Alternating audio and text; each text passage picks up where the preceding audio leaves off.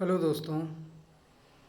आज GK GS का 9वां class बहुत ही बेहतरीन कुछ क्वेश्चंस जो चुन चुन के हमने आप लोगों के लिए लाया है, जो कई बार लगातार एग्ज़ाम में पूछते रहे हैं। इस प्रकार के क्वेश्चंस आते रहे हैं।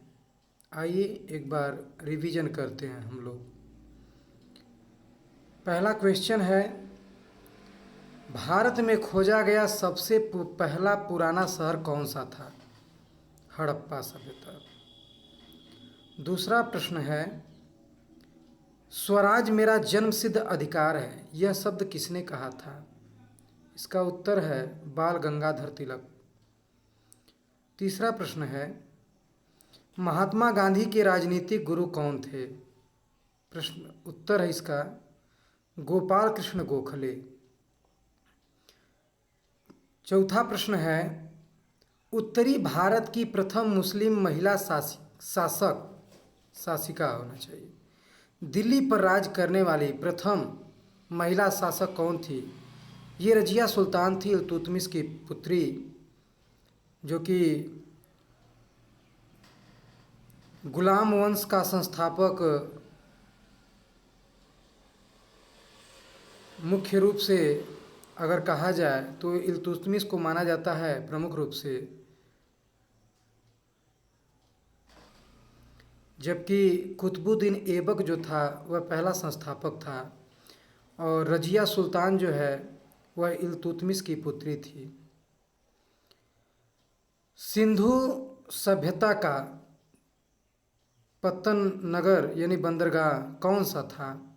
लोथल। छठवां प्रश्न है, भारतीय राष्ट्रीय कांग्रेस के संस्थापक कौन थे? ए.ओ. ह्यूम।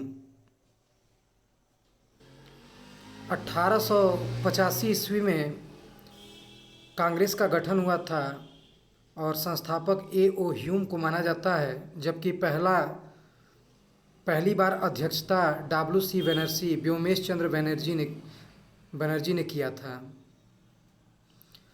महात्मा बुद्ध द्वारा दिए गए प्रथम उपदेश को कहा जाता है धर्म चक्र प्रवर्तन, और महात्मा बुद्ध की मृत्यु को महापरिनिर्वाण कहा जाता है। जो घर उन्होंने त्यागा था उसको महाभिनिष्क्रमण कहा जाता है, और पहली बार महात्मा बुद्ध ने अपना उपदेश जो है यही वाराणसी के निकट जो सारनाथ है वहाँ पर उन्होंने पहली बार उपदेश दिया था। किस वेद की रचना गद्य एवं पद्य दोनों में की गई है? यजुर्वेद की, जबकि वेद त्रयी ऋग्वेद, सामवेद, यजुर्वेद है, और अथर्ववेद वेद त्रयी में नहीं आता क्योंकि अथर्ववेद सबसे नवीन है, और सबसे प्राचीन वेद जो है वह ऋग्वेद है। भारत में पहला समाचार पत्र किसने शुरू किया था? सैयद अहमद खान ने। 10वां प्रश्न है, किसके शासनकाल में बौद्ध धर्म दो भागों हीनयान और महायान में बट गया? ये कनिष्क के शासनकाल में हुआ था। लोदी वंश का अंतिम शासक कौन था? इब्राहिम लोदी था। प्रथम जैन संगीति कहाँ आयोजित की गई थी? पाटलिपुत्र में। दिल्ली के किस सुल्तान को इतिहासकारों ने विरोधों का मिश्रण बताया है? मोहम्मद बिन तुगलक को। 14वां प्रश्न है, ऋग्वैदिक समाज की सबसे छोटी इकाई क्या थी? कुल या परिवार?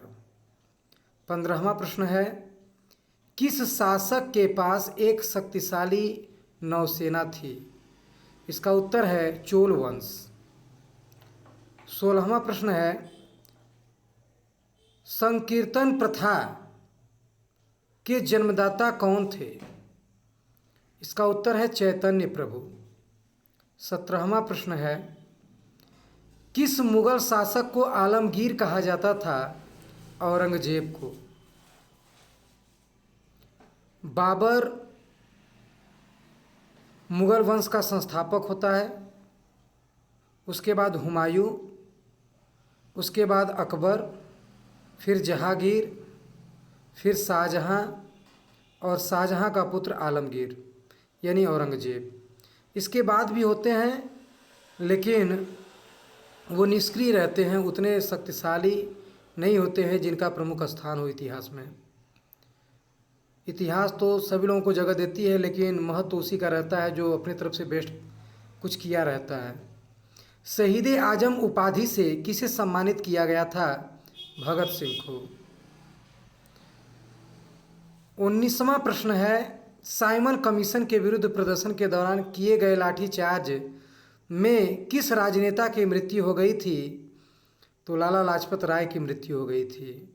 उसी समय नहीं हुई, कुछ दिनों के बाद हुई। उस समय भगत सिंह भी उनके साथ ही थे। लाहौर में यह विरोध प्रदर्शन किया जा रहा था, साइमन कमीशन गो बैक का नारा लगाया जा रहा था, जो अंग्रेजों के द्वारा साइमन कमीशन लाया गया था उसके विरोध में। वहाबी आंदोलन के प्रवर्तक कौन थे? सर सैयद अहमद खां थे। ये चुनिंदा कुछ 20 प्रश्नों के उत्तर और प्रश्न आप लोगों ने देखे। इसको एक बार दो बार रिवीजन कर लीजिएगा, बहुत ही मोस्ट इम्पॉर्टेंट है। प्रायः कई बार एग्ज़ामों में आ जाते हैं, वनडे एग्ज़ामों में। दिल से धन्यवाद आपको। जय हिंद, जय भारत।